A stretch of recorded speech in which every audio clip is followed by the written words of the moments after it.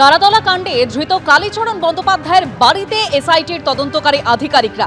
কালীচরণ বন্দ্যোপাধ্যায়কে সঙ্গে নিয়ে তার হাওড়ার বাড়িতে এসআইটির তদন্তকারী আধিকারিকরা তারা এই মুহূর্তে তল্লাশি চালাচ্ছে। ঠিক কি খতিয়ে দেখার চেষ্টা করছেন তদন্তকারী আধিকারিকরা, সরাসরি আমাদের প্রতিনিধি আবির দত্ত রয়েছেন আমাদের সঙ্গে। আবির,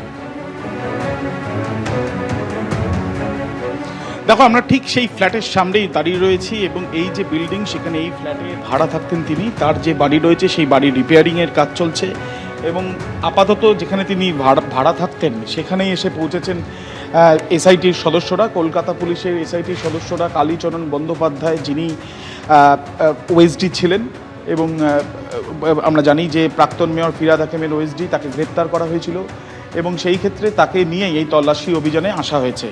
মূলত যেটা জানা যাচ্ছে যে প্ল্যান স্যাংশন হয়েছিল সেই ক্ষেত্রে কিন্তু নিয়ম মানা হয়নি এবং তারপরেও প্ল্যান স্যাংশন করা হয়েছে অনুমান করা হচ্ছিল এবং সেই জন্যই আরও তথ্য প্রমাণ সংগ্রহের কারণেই কিন্তু তারা এসছেন এবং তার সাথে সাথে যে বিল্ডিং প্ল্যান এবং তার সাথে সাথে যে প্ল্যানিংয়ের জন্য যে ক্রাইটেরিয়াগুলো মেনটেন করার প্রয়োজনীয়তা রয়েছে সেগুলো কেন মানা হয়নি সেই বিষয়গুলো জানার জন্যই তারা এখানে এসছেন। সন্দেহ এটাও রয়েছে শুধু তারাতলার এই যে ঘটনা, যেখানে এতগুলো প্রাণ চলে গেল এবং তার সাথে আহত হলেন অনেকে, শুধু কি তারাতলা নাকি এরকম আরও অনেক জায়গাতে অনেক এই ধরনের বিল্ডিং প্ল্যান স্যাংশন করে দেওয়া হয়েছে যেগুলোতে যে কোনো দিন দুর্ঘটনা ঘটতে পারে, সেই বিষয়গুলো জানা অত্যন্ত জরুরি এবং সেই জন্যই কালীচরণ বন্দ্যোপাধ্যায়কে নিয়ে তার ফ্ল্যাটে এসআইটির সদস্যরা তল্লাশি অভিযানে।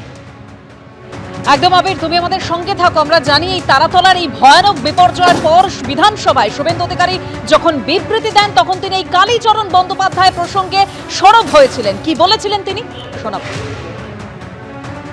আপনার কেএমসিতে কি হয়েছে আমরা জানি না, আপনার কালীকে তুললে সব বেরিয়ে যাবে। কলকাতা কর্পোরেশনে কালী না বললে কোনো প্ল্যান হয় না।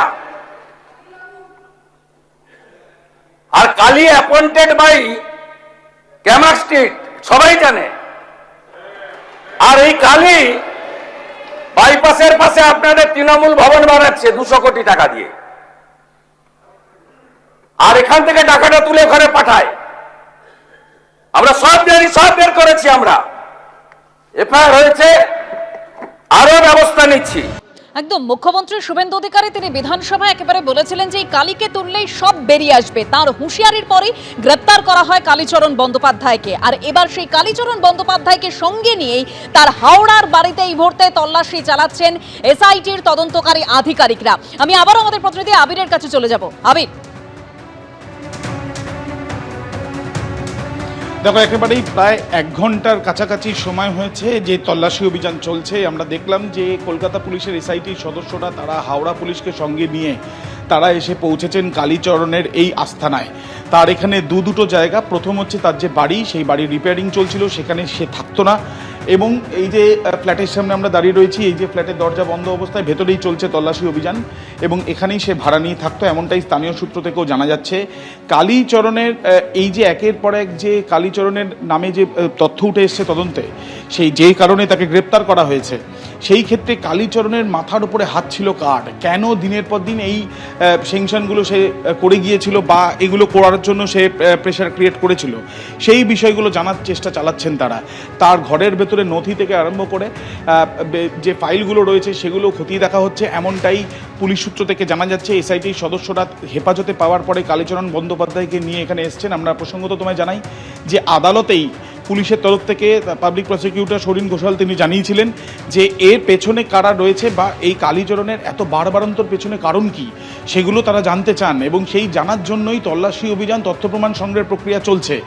তারাতলাতে যে ঘটনা ঘটেছে সেই ক্ষেত্রে যে প্ল্যান স্যাংশন করা হয়েছিল এবং যেখানে সই রয়েছে বলে প্রাক্তন মেয়র ববি হাকিমের সই রয়েছে বলে মুখ্যমন্ত্রী শুভেন্দু অধিকারী তিনি বিধানসভায় দাঁড়িয়ে যেটা প্রথম ইঙ্গিত দেন এবং তার পরবর্তীকালে তদন্ত যত এগোয় তার পরে আরও বেশি স্পষ্ট হয় যে এই বিল্ডিং যে প্ল্যান ছিল সেই ক্ষেত্রে কিন্তু বেশ কিছু জায়গায় নিয়ম মানার যেগুলো দরকার ছিল সেগুলো মানা হয়নি এবং সেই ক্ষেত্রে একটা ঝুঁকি তো ছিলই। সেই ঝুঁকিটা জেনেও এই বিল্ডিং 3টি স্তরে সেই বিল্ডিং তৈরি হয়েছিল। তাহলে কি শুধুমাত্র তারাতলাতে, যেখানে এতগুলো মানুষের মৃত্যু, আহত হয়েছেন অনেকে, চিকিৎসাধীন রয়েছেন অনেকে। সেই ক্ষেত্রে শুধুমাত্র কি তারাতলা নাকি এরকম আরও অনেক বিল্ডিং রয়েছে যেগুলো এক প্রকার মৃত্যু ফাঁদ হয়ে রয়েছে, সেই বিষয়গুলো জানতে চান তদন্তকারী, এবং সেই জন্যই এই তল্লাশি অভিযান, এমনটাই পুলিশ সূত্রে খবর পাওয়া যাচ্ছে। একদমই আবির, ধন্যবাদ। অর্থাৎ তারাতলা কাণ্ডে ইতিমধ্যেই এই প্রাক্তন মেয়র ফিরহাদ হাকিমের ওএসডি কালীচরণ বন্দ্যোপাধ্যায়কে সঙ্গে নিয়ে তার বাড়িতে, তার হাওড়ার বাড়িতে তল্লাশি অভিযান চালাচ্ছে এসআইটির তদন্তকারী আধিকারিকরা। সেখানে যা যা নথি রয়েছে তা খতিয়ে দেখার চেষ্টা করা হচ্ছে। অন্যদিকে পুর ও নগর উন্নয়ন মন্ত্রী অগ্নিমিত্রা পাল তিনি বলছেন যে প্রাক্তন মেয়রকেও এবার জিজ্ঞাসাবাদ করা হোক।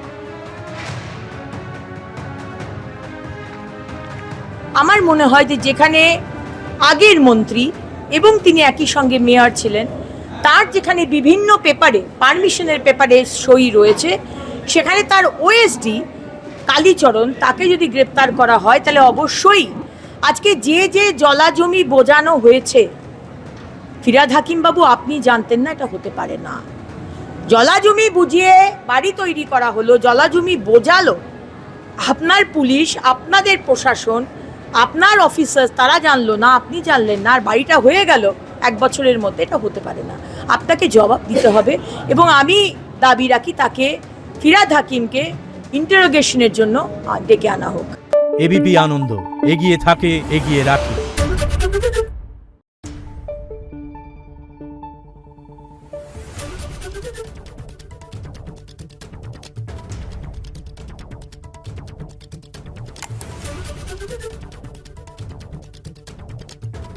Thank you.